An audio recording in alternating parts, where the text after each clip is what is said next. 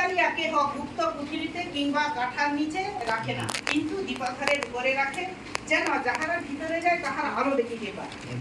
প্রদীপ প্রদীপ জ্বালিয়া কেহ গুপ্ত কুঠিরিতে নিচে রাখে না, কিন্তু দীপাধারের উপরে রাখে। তাহলে জগতে যখন আমরা প্রদীপ জ্বালি, সেটা যখন আগেকার তো কারেন্ট ছিল না, সেই পিতলের ল্যাম্প ফেনা টেনা চৌকো কত রকমের কেরোসিন তেল দিয়ে কত রকমের বাতি জ্বালানো হতো। আর সেগুলো কি না পিতলের পিলসোজ বড় বড়, তার উপরে রেখে মানে অনেকটা জায়গা আলোকিত করত। এইবার সেটা হচ্ছে জগতে দীপাধার। এবার বলছে তাহলে যদি জগতের দীপাধার হয়, তাহলে ঐশ্বরিক শক্তিকে দীপাধারটা সেটা তাহলে কি না, যেটা হচ্ছে সেই হবে দীপাধার যার মধ্যে থাকবে ঈশ্বরের বাক্য, যার মধ্যে থাকবে স্নেহ, দয়া, মায়া, ভালোবাসা, হ্যাঁ, এই সমস্ত গুণ, সেই ব্যক্তি হবে সেই বাড়ির দীপাধার।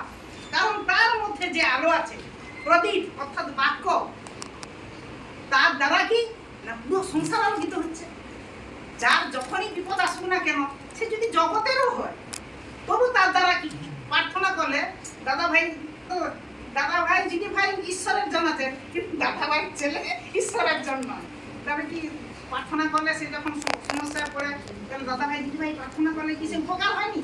তাহলে এটা হচ্ছে দাদা ভাই তার বাড়ির দীপাধার, উজ্জ্বল দীপাধার।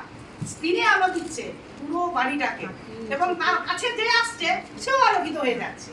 অর্থাৎ সে তার বাক্যের দ্বারা কি অন্যজনকে আলোকিত করতেছে। তাহলে সেটা হচ্ছে জগতের দীপাধার।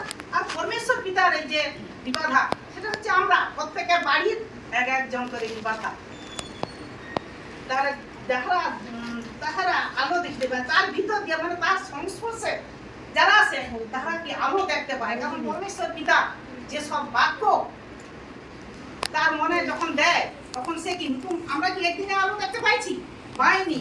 কত হেনে হেনে করে থাকছি তো চলে আসে না পরমেশ্বর। আর এরা কি বলে পরমেশ্বর পরমেশ্বর পরমেশ্বর জানেনি তো, হঠাৎ করে পরমেশ্বর পিতা একদিন তো নিয়ে চলে গেল। আর সত্যিকারে সেখানে দেখা গেল যে আলো আছে। এবার আমি সেই আলোটাকে কিভাবে গ্রহণ করব, সেই আলোটাকে আমার মধ্যে কি করে প্রবেশ করাবো, সে প্রথম আমার জানতে হবে।